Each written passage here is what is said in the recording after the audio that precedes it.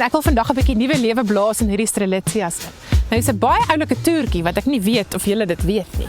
Wat mens doen met 'n strelitzia wat jy kan koop selfs of nog beter uit jou eie tuin uit, is jy breek die ou blommetjies aan die agterkant af.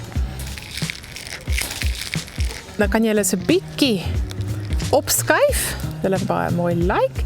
En as jy nou hierdie voorste ding oopmaak, dan is hier nog 'n hele verrassingkie van nog 'n oranje blommetjie wat hier binne is. So is dit nie amazing nie? Nou het ons nog 'n hele ekstra blom. So, daar is meerdere blommetjies wat mense hierso in kan kry. So jy kan nogal 'n strelitzia op nogal lank rek.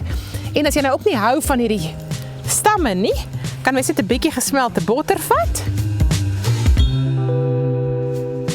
En dit op die stam sit en dan het jy ook nou sommer blink stamme.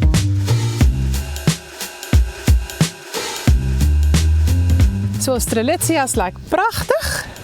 Mens kan nou sien wat 'n verskil maak dit teenoor die dooie een. En so het ons nou weer 100 of 200 rand gespaar op blomme vir die week.